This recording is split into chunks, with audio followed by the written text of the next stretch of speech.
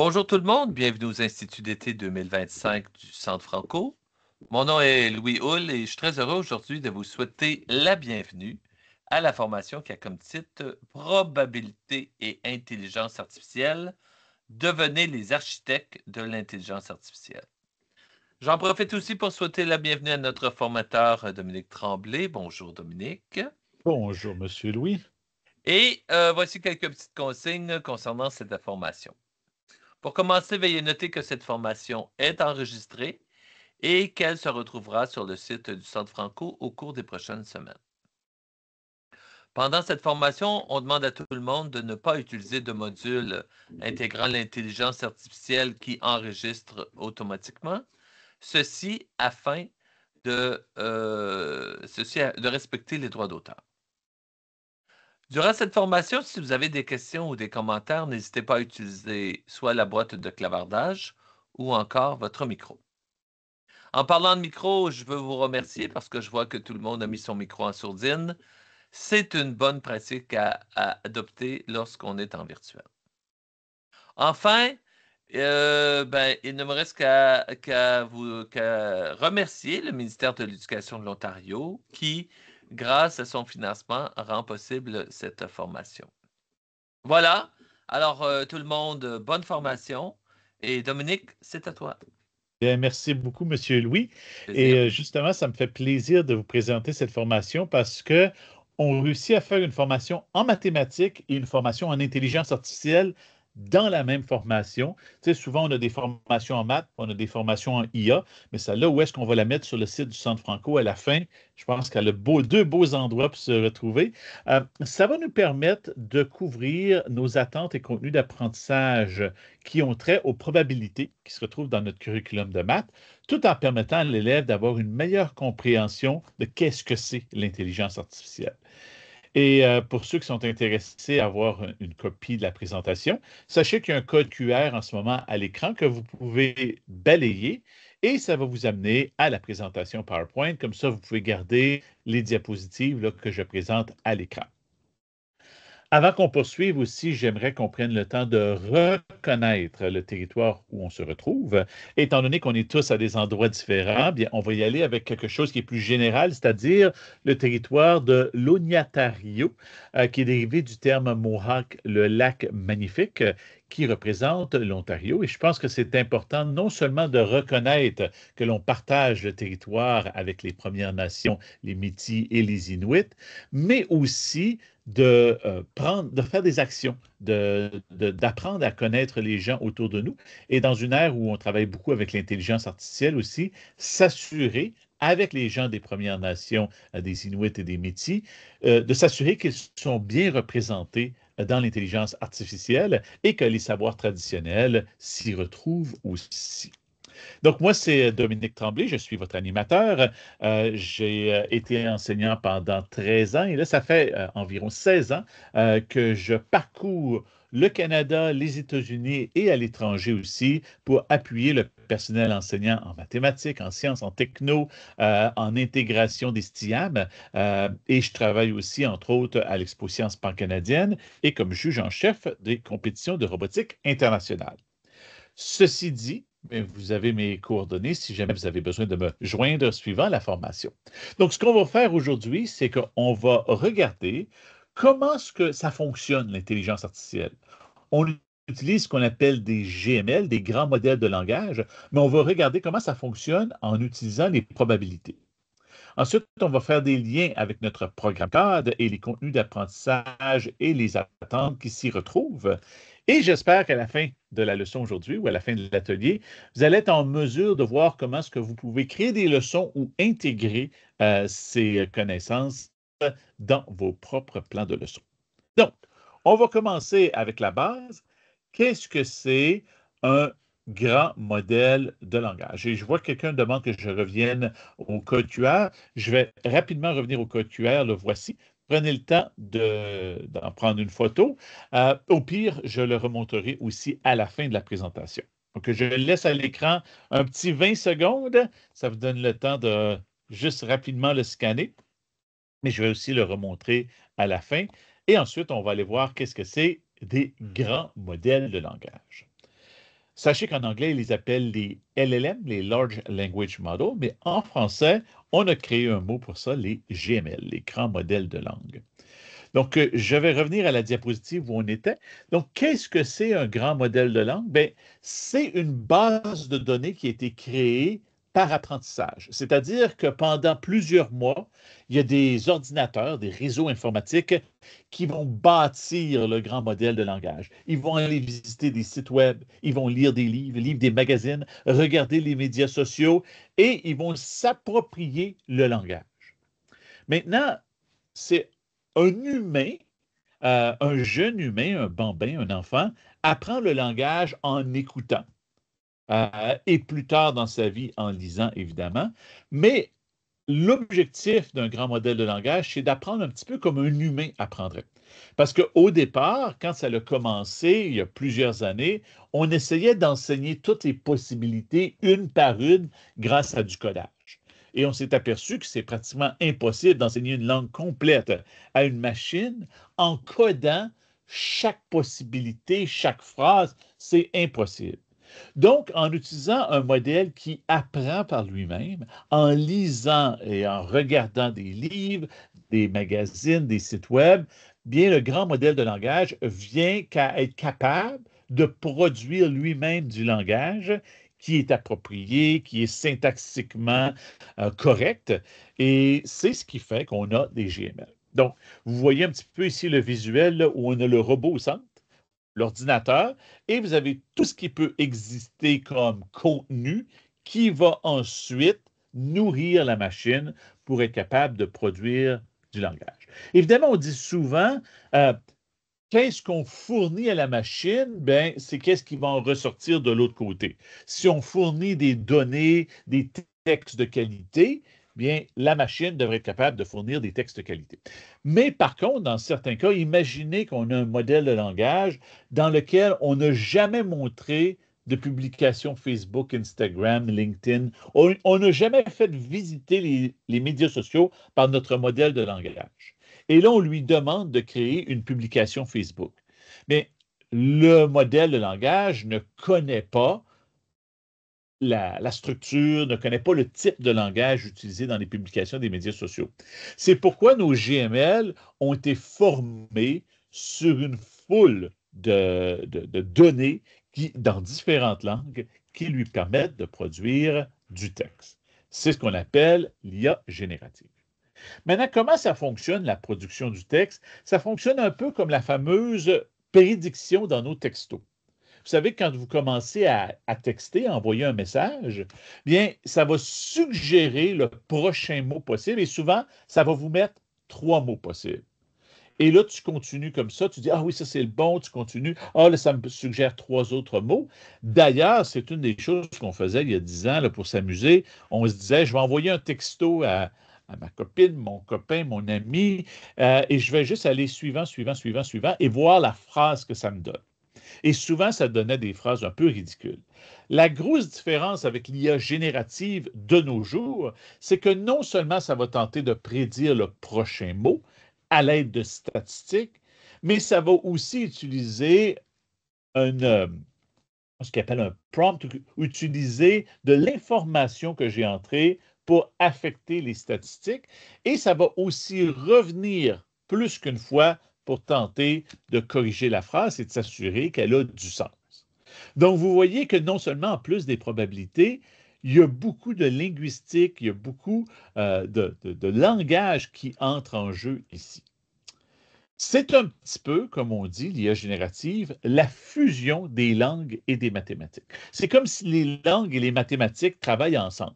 Et ça, je trouve ça super intéressant parce que, ayant moi-même fait ma formation de linguiste à l'époque, au début des années 90, les gens de la faculté des langues ne parlaient pas aux gens de la faculté des maths et des sciences. Et là, on n'a pas le choix pour créer du langage, les maths et les sciences, ou les maths et les langues et les maths doivent travailler ensemble. Donc, moi, ce que je vous suggère, et le but de la leçon de ce qu'on va faire aujourd'hui, c'est de s'assurer qu'on passe d'un élève utilisateur de l'IA, parce qu'on le sait que nos élèves utilisent l'IA, à un élève qui comprend comment fonctionne l'IA. Parce que n'oubliez pas que lorsqu'on comprend quelque chose, ça nous permet par la suite de l'utiliser plus efficacement. Et j'encourage beaucoup les enseignants à démontrer à leurs élèves qu'ils ont une compréhension tacite là, de comment ça fonctionne en arrière-plan, l'intelligence artificielle. D'ailleurs, j'ai d'autres ateliers aujourd'hui qui vont justement porter sur l'élève créateur d'IA. Donc, si ça vous intéresse, on fait ça un peu plus tard aujourd'hui. Mais là, dans cet atelier-ci, on n'ira pas nécessairement créer l'IA, mais on va vraiment aller voir comment fonctionnent les probabilités et les mathématiques qui se trouvent derrière l'IA. Et si on fait un peu un lien avec notre programme cadre, bien, où est-ce que rentrerait l'IA? Ça rentrerait dans le domaine des données. Parce que dans le domaine des données, c'est là qu'on a nos probabilités et nos statistiques. Évidemment, je ne vous cacherai pas qu'on a besoin des autres domaines. Par exemple, pour exprimer des probabilités, on a besoin de pourcentage ou de nombres décimaux qu'on va utiliser très bientôt. Donc, il faut aller chercher le domaine des nombres. Souvent aussi, il y a une équation ou une formule algébrique qui va se retrouver derrière la production du langage. Donc, on va aller chercher l'algèbre. Souvent aussi, on veut s'assurer, lorsqu'on fait fonctionner un algorithme, d'être le plus efficace possible pour limiter les coûts. On va aller chercher la littératie financière. D'ailleurs, c'est ce que les compagnies d'intelligence artificielle vont tenter de faire, tenter de fournir de bons résultats, mais avec des coûts les plus petits possibles.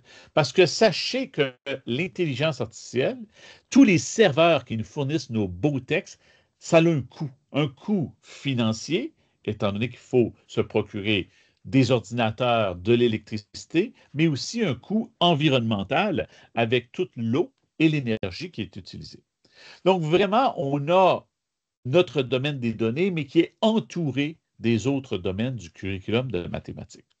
Et juste avant qu'on commence les activités, allons voir quel domaine et quel contenu d'apprentissage. D'ailleurs, il y a une dame qui me demandait juste avant qu'on commence l'atelier, en quelle année est-ce qu'on vise ça? Bien, les probabilités, on les commence dès la première année, là. Mais quand on arrive en cinquième, sixième, au cycle moyen, puis au cycle intermédiaire, en septième, huitième, c'est là qu'on va commencer à utiliser les nombres décimaux et les pourcentages pour bien exprimer la probabilité qu'un événement se produise. Avec les tout petits, on va dire, c'est-tu peu probable, très probable, improbable, hein? On va utiliser un langage beaucoup plus qualitatif, mais à partir de la cinquième, sixième, septième, huitième année, on va commencer à utiliser un langage plus quantitatif. Parce que l'enfant connaît maintenant, dans son domaine des nombres, les nombres décimaux et les pourcentages. Donc, vous voyez qu'ici, on a une attente en sixième année qui parle de traiter, analyser et utiliser des données. Bien, justement, quand on va travailler avec notre intelligence artificielle, il y a des données qui ont servi à nourrir la machine et on va utiliser ces données-là pour créer des analyses et produire des textes. Même chose en septième, huitième année, vous voyez que ce n'est pas exactement la même attente, mais très similaire de décrire des probabilités que des événements se produisent. Et justement, quand on va travailler avec l'idée du prochain mot, on va aller voir la probabilité que le prochain mot soit tel mot. On va exprimer ça, évidemment, en nombre décimaux et en pourcentage. Donc, c'était la petite introduction. Là, je pense que c'est le temps qu'on y aille s'amuser. Je vous invite, si c'est possible, à avoir peut-être un autre écran, un autre ordi ou une autre fenêtre sur votre même ordi pour vous amuser en même temps que moi. Parce que j'aimerais bien ça, entendre parler des découvertes que vous faites. J'aimerais que vous viviez l'activité un peu comme si vous étiez un élève. Donc, je vous invite à choisir votre modèle d'IA préféré. Et là, vous voyez que j'ai marqué modèle ou outil parce qu'il y a certaines plateformes qui utilisent le même modèle. Je prends par exemple Microsoft 365 Copilot, ça utilise le modèle de ChatGPT. Donc, ce n'est pas deux modèles différents, mais c'est deux plateformes différentes. Je vous invite à regarder la diversité des modèles, peut-être utiliser celui qui est utilisé dans votre ou qui est permis dans votre conseil scolaire.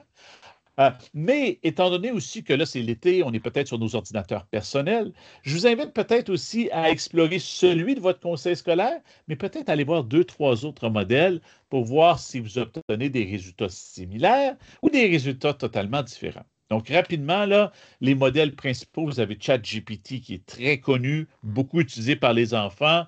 Vous avez le Microsoft 365 Copilot. Si vous êtes dans un conseil Google, vous utilisez probablement Google Gemini, mais sachez qu'il y en a d'autres aussi. Il y a Claude, il y a Perplexity qui est un très bon modèle. Si vous voulez sur quelque chose de simple, juste dans votre Facebook, vous allez trouver le modèle Llama. C'est par Meta, il se retrouve dans votre Facebook. Si vous êtes des utilisateurs de X ou de Twitter, anciennement Twitter, là, vous allez trouver Grok, qui est le modèle de langage qui vient avec Twitter. Et vous pouvez vous ouvrir un compte aussi sur Grok. Si vous utilisez un pilote, un PC Copilote Plus, il y a le modèle Phi 3 aussi qui se retrouve directement sur la machine.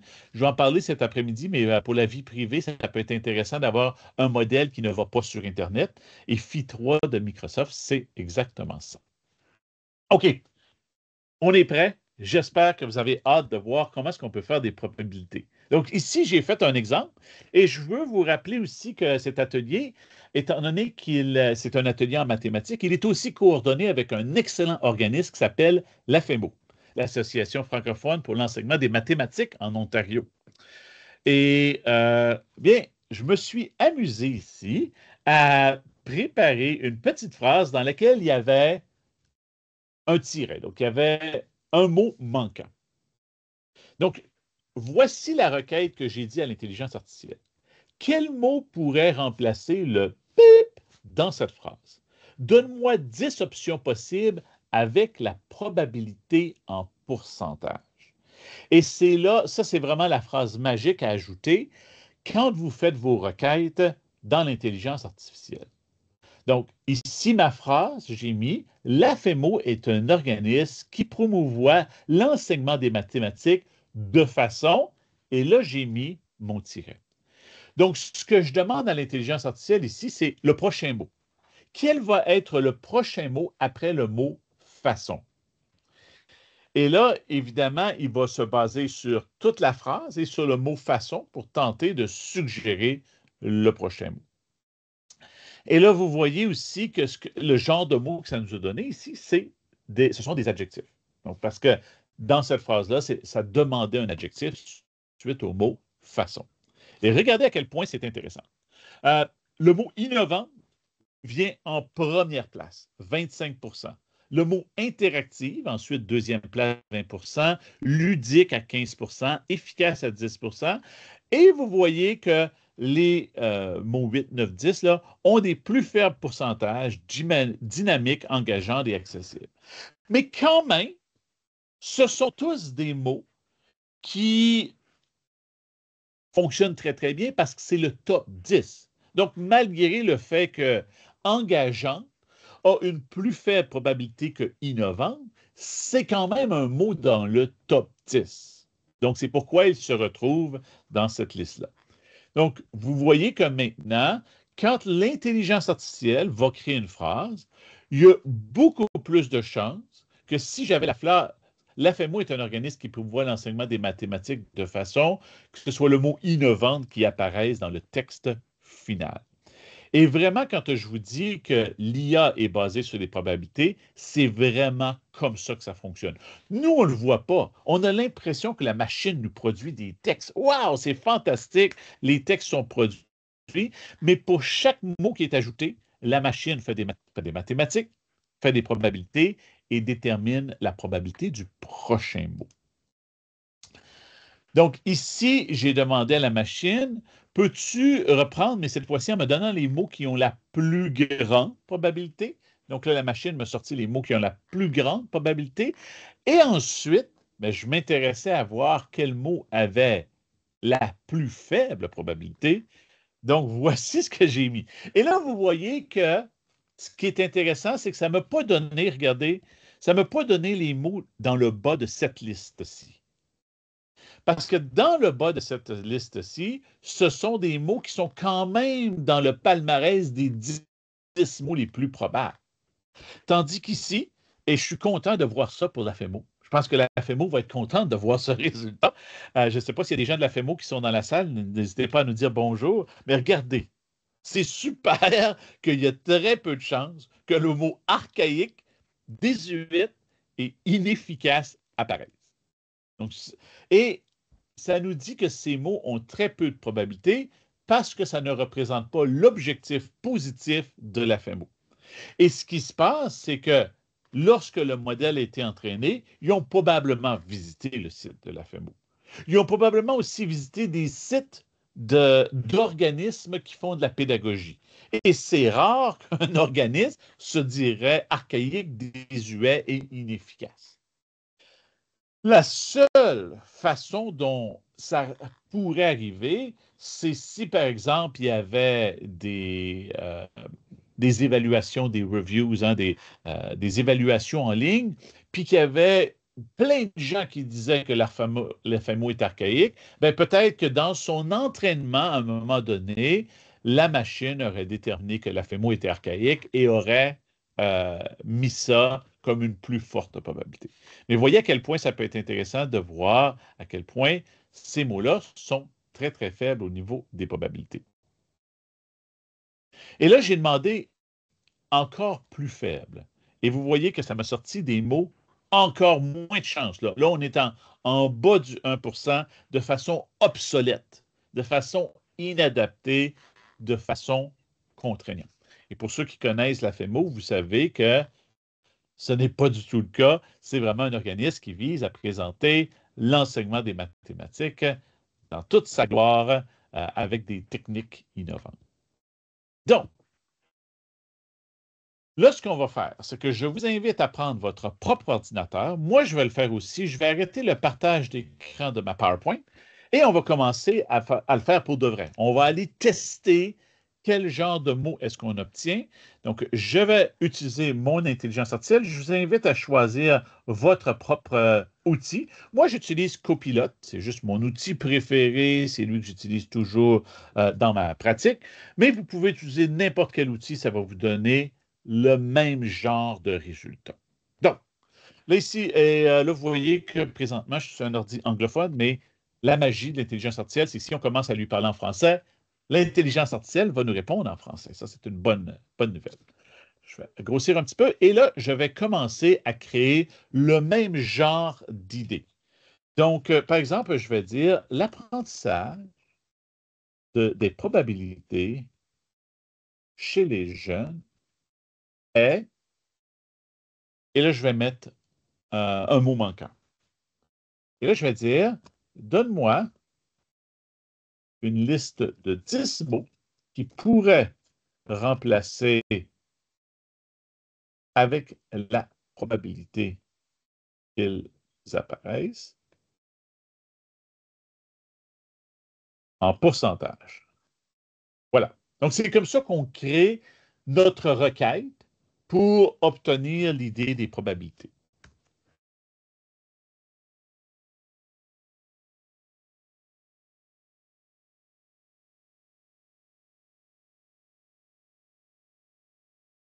Je suis sur ChatGPT 5 ou 4 en ce moment. C'est intéressant, il nous le présente maintenant en tableau et il nous donne une probabilité maintenant qui est décimale. Donc, par rapport aux captures d'écran que j'avais faites, qui ont été faites il y a environ 6 mois, il nous donne maintenant un plus beau tableau de ce que ça donne. J'ai l'impression que présentement, je suis sur ChatGPT 5 aussi. Sachez que le modèle que vous utilisez peut affecter aussi et vous n'obtiendrez peut-être pas les mêmes résultats parce que chaque modèle a été entraîné sur des ensembles de données différents. Et c'est là aussi que ça pourrait être intéressant pour un élève de comparer les résultats qui sont donnés par ChatGPT 4, ChatGPT 5, par Gemini, par Perplexity, par Grok. Et aussi, bien, quand on parle de biais, ça pourrait être intéressant parce qu'il y en a qui disent, oh, ben, c'est intéressant parce que Llama, c'est la compagnie de Mark Zuckerberg. Grok, c'est la compagnie de Elon Musk. Microsoft, qui est la compagnie de Bill Gates. Voir si les modèles ont des biais au niveau des mots qu'ils vont produire en fonction de qui est leur propriétaire. Je ne suis pas en train de dire que ça a un biais, mais ça pourrait être intéressant de faire de la recherche à ce sujet. OK. Donc, ici, vous voyez que si je viens voir, l'apprentissage des probabilités chez les jeunes est essentiel, complexe, important, nécessaire, difficile et facile. Regardez, c'est intéressant. On a la probabilité de dire que c'est difficile et de 9%, facile et de 10%, fondamental, utile, intéressant et négligé. Oh! 13%. OK. Fait que là, ce que je vais faire, c'est que je vais dire, peux-tu me donner les 10 mots les plus probables avec la probabilité en pourcentage? N'oubliez pas que l'intelligence artificielle aussi se souvient de votre première requête, donc je n'ai pas besoin de remettre la phrase et tout ça. Ça se souvient que c'était la phrase avec laquelle on travaillait.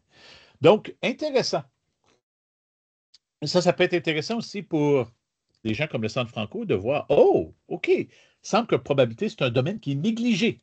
Ce serait intéressant de tester avec les autres domaines aussi.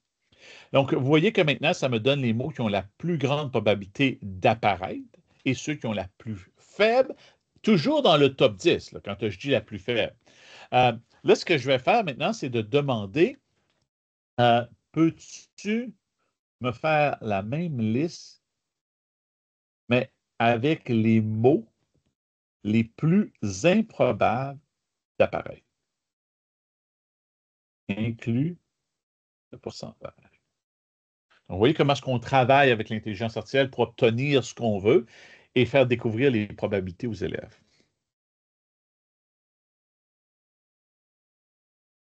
OK. Là, il est vraiment allé avec des mots, là, dans ce cas-ci, qui ont vraiment une très faible probabilité. Tu sais, si je regarde, hein, l'apprentissage des probabilités chez les jeunes est carré, est sucré, est aérien. C'est vraiment des mots qui n'ont rien à voir. Ce qui est intéressant, par exemple, c'est qu'il y a toutes sorties des adjectifs. Parce qu'ici, on s'attend à avoir un adjectif qui va se retrouver ici. Mais évidemment, ce sont des adjectifs qui n'ont aucun sens. Là, ce que je vais faire, c'est que je vais demander à la machine, peux-tu me donner des mots peu probables, mais qui ont quand même du sens sémantiquement, hein, avec la phrase, inclut les pourcentages.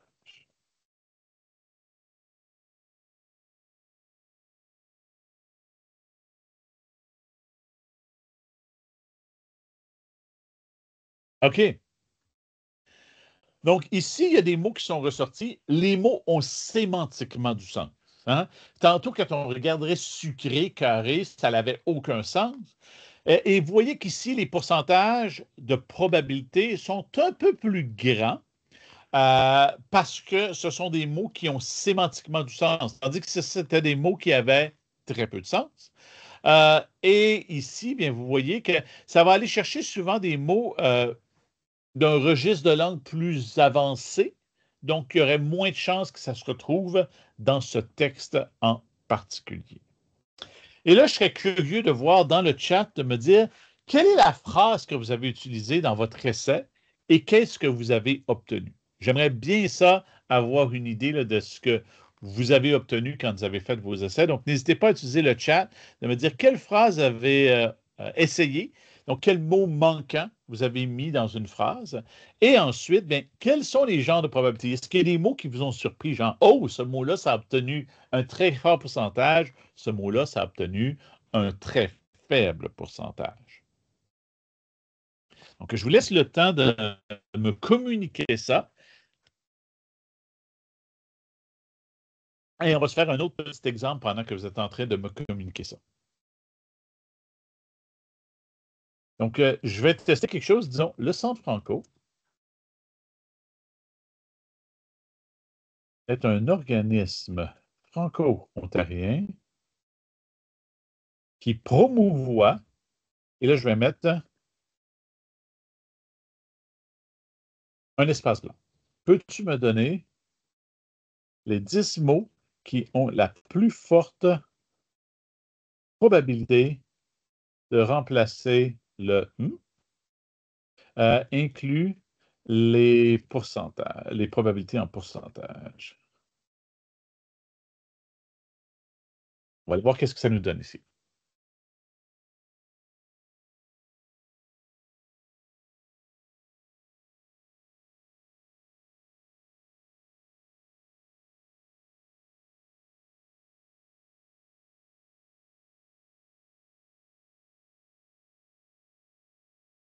Donc, voici les mots probables, les plus probables. Le Centre franco promouvoit l'éducation, les ressources pédagogiques, la francophonie, la formation, l'innovation, la réussite scolaire, les compétences numériques, les STEAM, oh j'aime ça, la pensée critique et l'intelligence artificielle. Et je pense que Louis va être content de voir que tout le travail qu'il fait à fournir du perfectionnement professionnel en IA, ben, se retrouve quand même dans le top 10 de ce que l'intelligence artificielle pense que le Centre franco promouvoit. Super intéressant. Je ne sais pas si, Louis, ça te surprend ou la liste te va. Euh, et ça peut être intéressant aussi pour voir, moi, ce que je peux voir aussi, imaginer une compagnie qui veut vérifier, est-ce que notre message est bon? Est-ce que, ce que la population perçoit de notre marketing, de ce qu'on fait, a un effet? Est-ce que c'est vraiment ce que ça ressort, c'est vraiment ce qui nous représente? Et ça peut être super intéressant de voir ça. Ce que j'aime aussi en passant avec l'IA, c'est que ça va nous indiquer où c'est allé chercher l'information. Donc, vous voyez qu'ici, ça nous dit que c'est allé sur le site de lecentefranco.ca afin d'obtenir l'information. Et moi, j'invite toujours les enfants non seulement à obtenir l'information d'IA, mais à aller la comparer avec de l'information publiée sur des sites qu'on sait qui ont de l'information fiable. Là, ce qui est intéressant, c'est que c'est aussi aller chercher un fichier Word qui se retrouve sur mon SharePoint. Et si vous vous demandez pourquoi ça, c'est parce que je suis dans mon copilote dans la section Travail ou Work et non dans la section Web. Donc, en plus d'aller chercher de l'information en ligne, ça va aussi chercher de l'information sur mon propre SharePoint. Et ça peut évidemment influencer les probabilités. Donc, si vous faites exactement la même chose que moi, mais vous utilisez un copilote en format web, vous allez peut-être obtenir des probabilités un peu différentes parce que moi, la machine est non seulement alimentée par tout ce qui s'est retrouvé sur les web et les données d'entraînement, mais aussi ce qui se retrouve sur ma propre plateforme de travail qui est mon SharePoint de mon entreprise. OK, je vais aller voir dans le chat, voir s'il y en a qui nous ont partagé des découvertes qu'ils ont faites en utilisant les probabilités.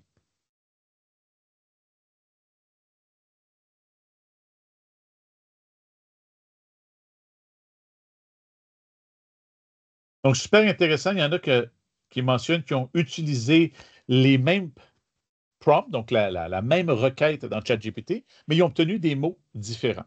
Donc, et ça, c'est tout à fait normal parce que, justement, comme j'expliquais, ça peut être que vous utilisez Copilote 4 ou ChatGPT 4 ou 5. C'est possible dans Copilote d'utiliser l'un ou l'autre. Et aussi, bien, comme je vous disais, moi, je suis en mode travail, donc ça vient chercher de l'information dans mon SharePoint de travail.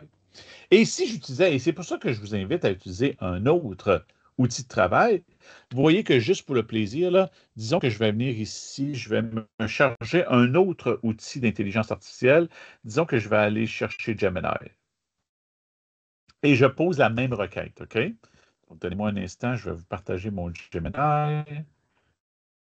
OK, j'ai Google Gemini ici. Et là, je vais partager la même requête pour voir qu'est-ce que ça va me donner. Je vais utiliser un petit copier-coller ici. Ça y a le plus vite.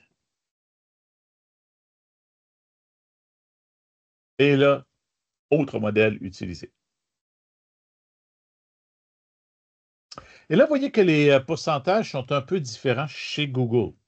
Parce que chez Google, ici, ça me donne des pourcentages quand même très élevés par rapport à Copilot. Et ça, c'est un peu, ici, ça va vraiment aller de 0 à 100 au niveau des mots. Tandis que Copilot, lui, ce qu'il faisait, c'est que si tu additionnes les pourcentages, ça va te donner 100 pour la liste de 10 mots qui te fournit. Donc, chaque IA fonctionne un peu de façon différente, mais c'est super intéressant justement d'avoir cette conversation-là. Parce que là, si j'additionnais tous les pourcentages ici, ça me donne beaucoup plus que 100 Donc, c'est cette discussion-là à avoir aussi avec vos élèves. Mais vous voyez que, encore une fois, ça nous montre des résultats quand même intéressants pour voir, ben, est-ce que ça représente bien le centre franco.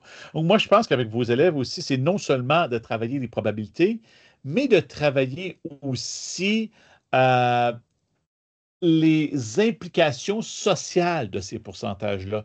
Notre société, les messages qu'on lance à la société sont basés sur des pourcentages qui sont déterminés par un modèle d'entraînement.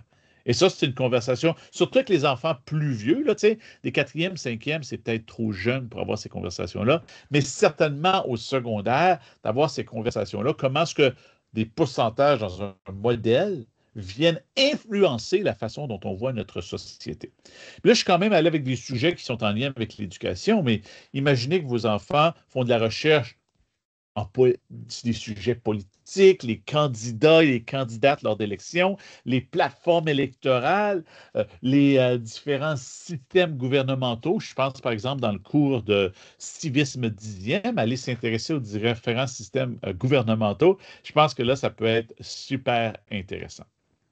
Donc, c'est pourquoi aussi je vous invite à encourager vos élèves, et ça, je vais en parler dans les ateliers de cet après-midi, à ne pas avoir peur, dans la mesure où c'est permis, d'utiliser plus qu'un modèle, d'explorer la façon dont différents modèles vont nous fournir de l'information.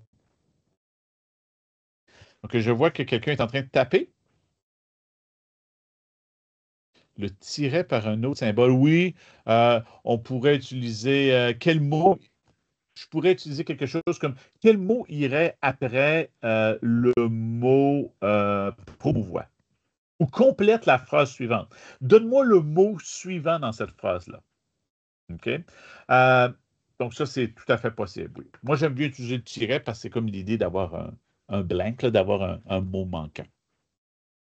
En passant, là, on se concentre sur les probabilités, mais sachez que moi, c'est une technique que j'utilise régulièrement aussi.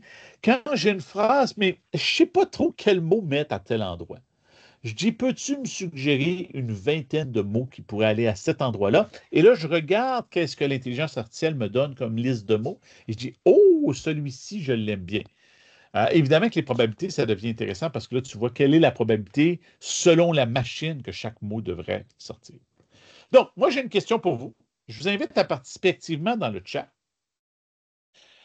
Est-ce que l'IA choisit toujours le mot ayant la plus grande probabilité? Donc, selon vous, quand l'IA crée du texte automatique, là, tu lui demandes de créer du texte, est-ce que l'IA choisit toujours le mot qui a le top probabilité? Je vous invite à en parler et à me dire pourquoi vous pensez que oui, ça utilise toujours le mot ou non, ça n'utilise pas toujours le mot. Parce que là, on se questionne sur les probabilités, mais imaginez que votre machine fait ça constamment. Chaque fois que vous créez du texte, ça va chercher le prochain mot. Est-ce que ça prend toujours le mot qui a la plus grande probabilité? Donc, je vous invite à participer là-dessus, à m'écrire ce que vous pensez dans le chat. Et peut-être me dire aussi qu'est-ce qui se produirait si on avait toujours le mot avec la plus grande probabilité.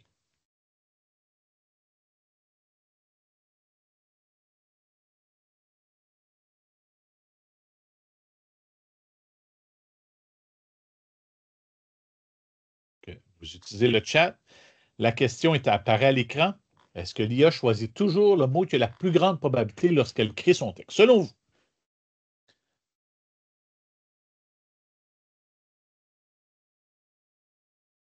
OK. Donc, tout à fait. Ça dépend de la requête. Tout à fait. Ça dépend de la requête et je vais vous montrer la différence, OK? Regardez bien comment est-ce que la requête peut influencer.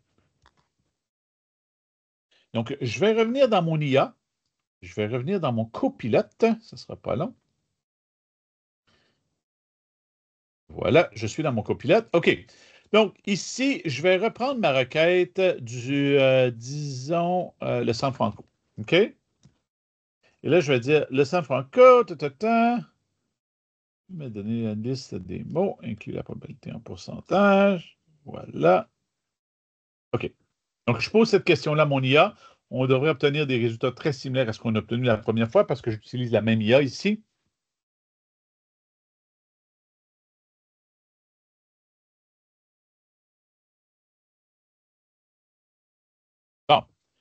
Exactement les mêmes résultats qu'on a obtenus tout à l'heure.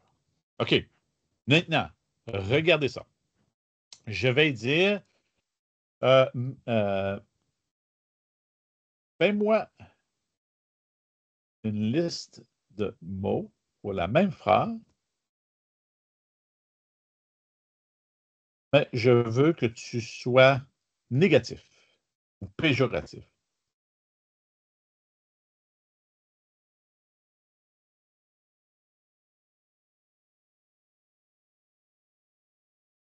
Et là, on va aller voir qu'est-ce que ça me donne. Donc, vous voyez que j'ai changé la requête ici. Je demande encore la même phrase, mais là, je lui demande d'être péjorative. Et vous voyez que maintenant, ça me sort des mots qui sont très péjoratifs, qui ne représentent pas du tout l'essence du centre franco. OK?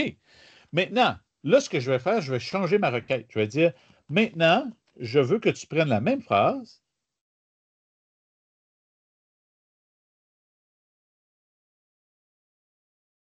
mais que tu sois extrêmement positif. Trop positif.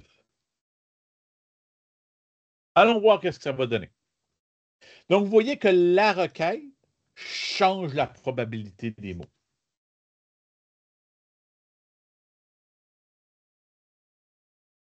L'excellence pédagogique, l'innovation révolutionnaire, la transformation éducative, l'épanouissement intellectuel. Donc là, j'ai demandé d'être over the top, là, extrêmement positif.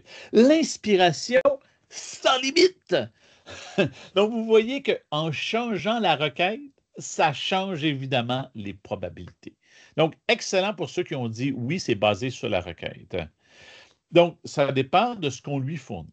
Maintenant, une autre chose qui est importante de comprendre dans l'IA, c'est que si ça choisissait toujours le mot le plus probable, les textes d'IA se ressembleraient trop. Parce que ça serait toujours les mêmes mots qui apparaîtraient. Oui, la requête viendrait influencer, mais quand même, les textes seraient trop pareils. Les mêmes mots apparaîtraient trop souvent.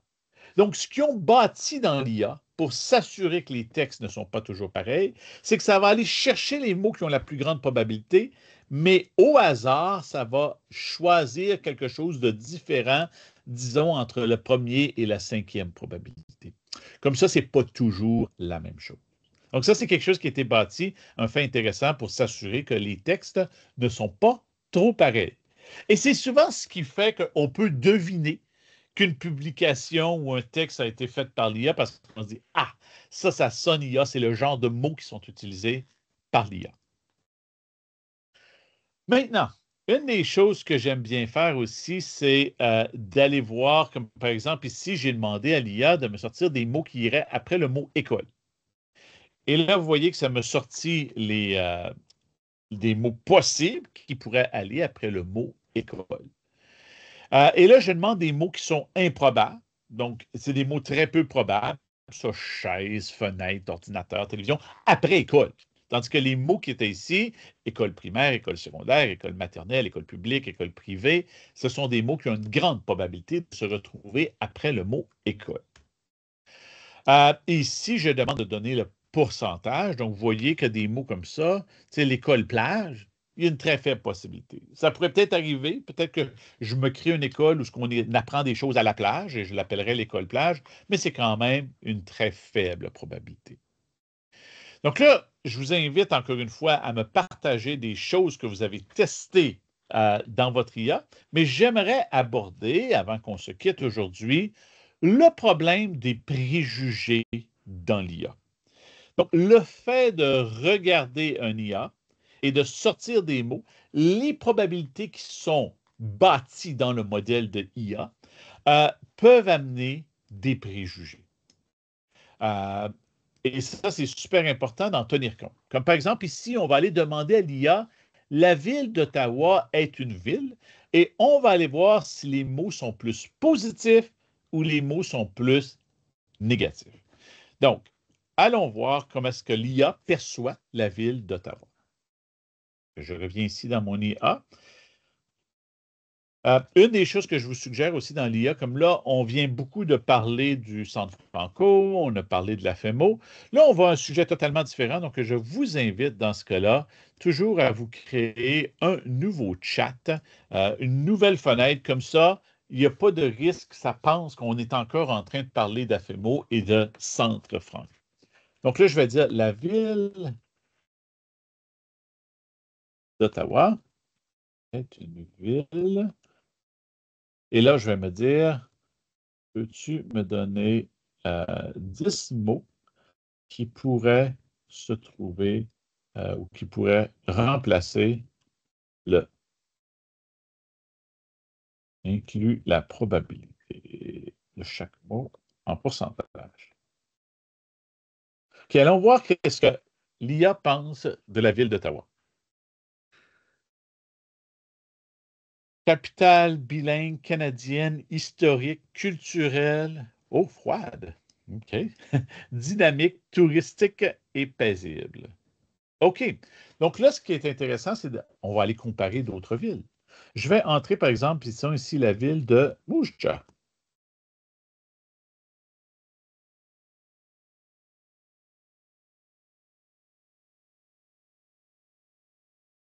OK, donc Moose Jaw est considéré comme une ville charmante. Donc, quand même, on a des mots relativement positifs qui apparaissent ici.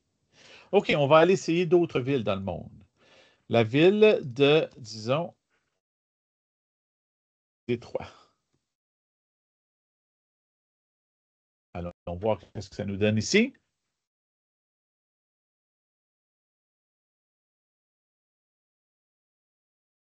Industrielle, historique, américaine, résiliente, musicale, en reconstruction, emblématique.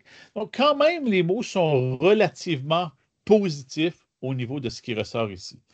On va aller chercher une autre ville. Je vais aller chercher la ville de Lagos, au Nigeria.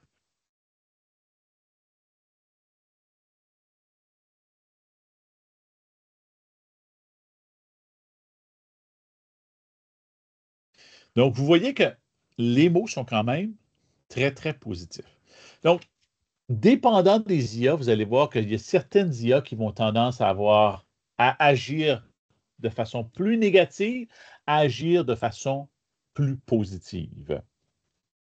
Et ça, je vous invite à regarder les biais qui existent dans l'IA, hein, à quel point c'est biaisé pour différentes choses. Allez voir pour les professions, pour les différents gens, pour les différentes villes, les différentes régions. Une des raisons que souvent l'IA va nous proposer du contenu très positif, des mots très positifs, c'est que c'est souvent basé, ça a été entraîné à partir des sites web des villes. Les municipalités, c'est rare qu'une municipalité va dire nous sommes une municipalité avec un haut taux de crime et ci et ça. Donc, c'est là que ça va moins apparaître. Évidemment, si on veut s'amuser, on peut dire si je reviens à la ville d'Ottawa ici, c'est euh, de façon péjorative ou négative. Et c'est là que des mots négatifs risquent de sortir. Donc, évidemment, avec la fonction publique, c'est intéressant que ça sorte bureaucratique comme étant le premier mot qui apparaît, la plus grande possibilité dans les mots péjoratifs. Donc, je vous invite à peut-être faire des essais de votre côté et me dire, est-ce que vous avez des exemples où c'est apparu, où vous avez des choses qui sont apparues qui présentent des préjugés de la société? Des choses que on se dit, wow, ça c'est un préjugé, ça.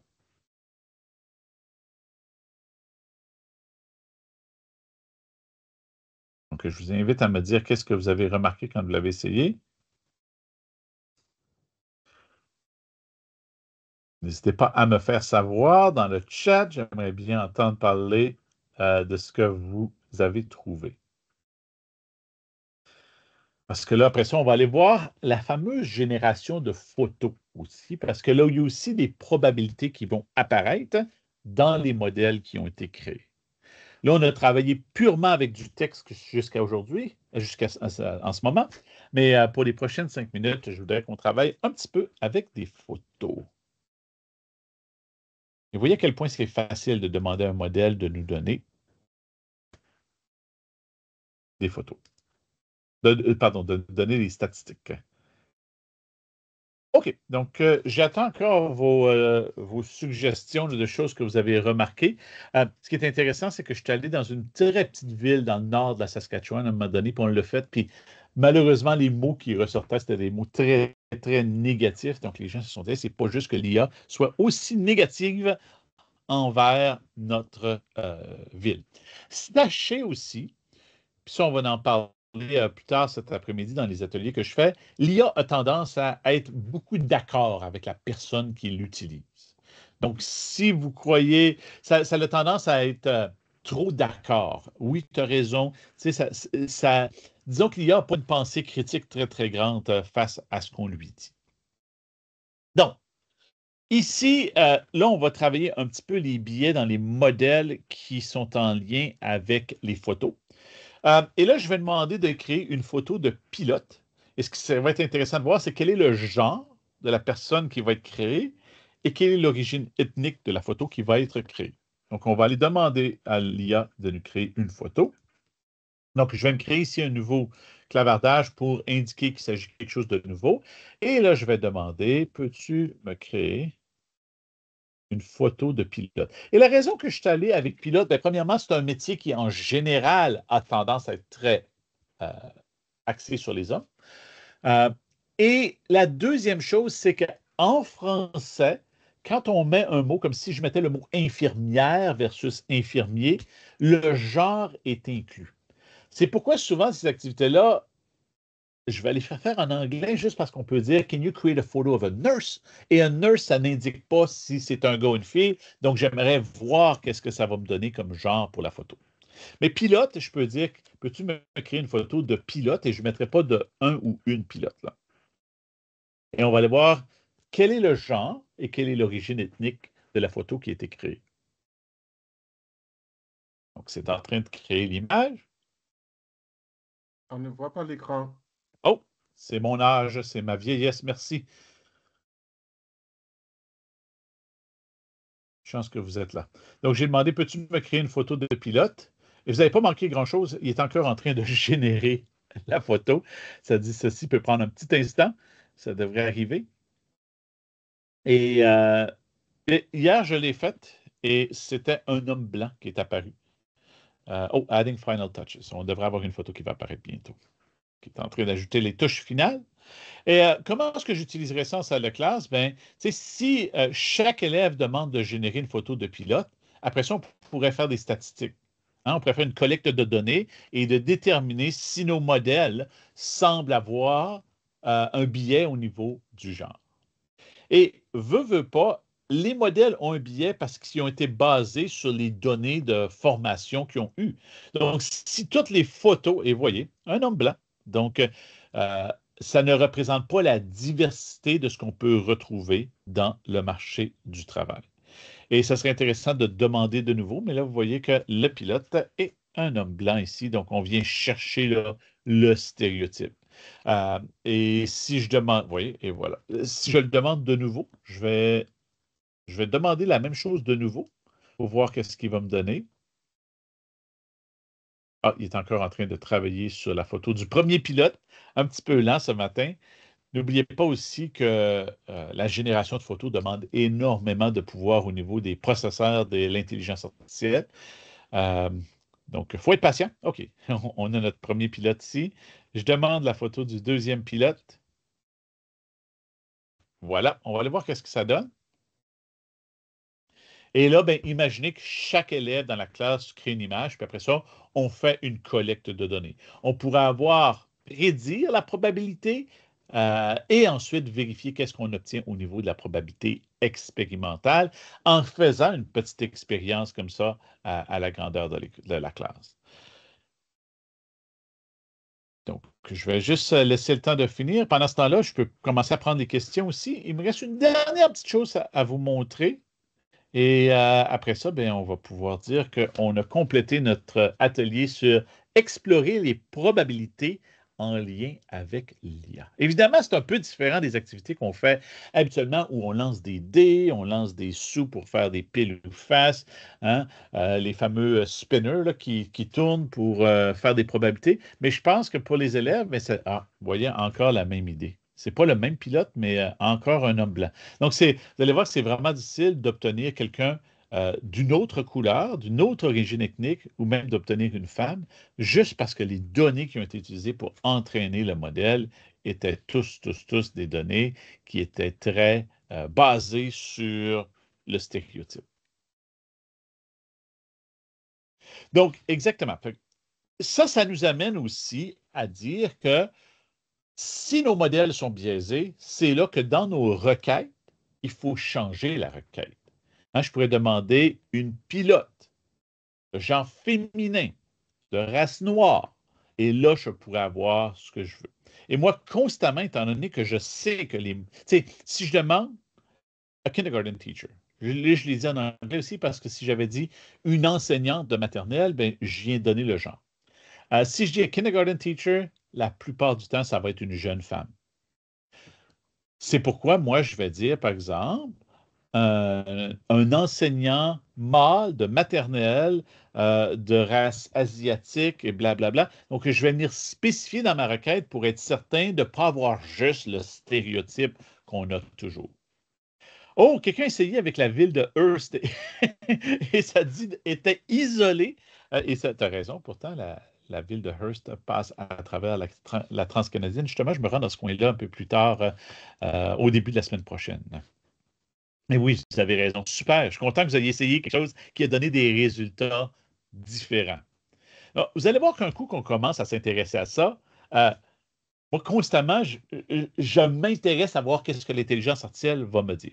Évidemment, on garde en tête que utiliser l'intelligence artificielle demande de l'énergie, demande de l'eau, demande des ressources financières et environnementales. Il ne faut pas exagérer, mais pour faire une réflexion sociale, je pense que ça vaut la peine de le faire.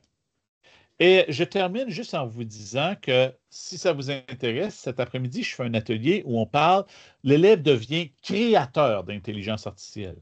Et on va utiliser un outil qui s'appelle MBlock. Et vous voyez qu'ici, ça, c'est une petite activité où j'ai entraîné un modèle avec des photos et ensuite, je demande au modèle quelle est la probabilité que ce soit telle plante. Dans ce cas-ci, j'ai formé le modèle pour qu'il reconnaisse 3 types de plantes. Et là, je lui montre une plante et je dis quelle est la probabilité que ce soit chacune de ces choses-là. Et là, vous voyez que mon modèle m'indique presque 100% pour la plante du milieu. Donc, si ça vous intéresse de voir comment créer ça, je vous invite à venir à l'atelier cet après-midi. Mais sachez qu'il y a des probabilités là-dedans aussi. Donc, je vous invite à penser comment vous allez intégrer vos probabilités intégrées à l'IA pendant votre année scolaire. On va vous mettre le formulaire de rétroaction dans la boîte de clavardage, donc je vous invite à le remplir. Et bien, j'espère qu'on a couvert nos objectifs d'apprentissage. On a une meilleure idée comment fonctionnent les GML et comment on peut intégrer les probabilités. C'était Dominique Tremblay qui était avec vous. J'ai eu beaucoup de plaisir. Et là, je remets le formulaire de rétroaction à l'écran et je donne la parole à Louis.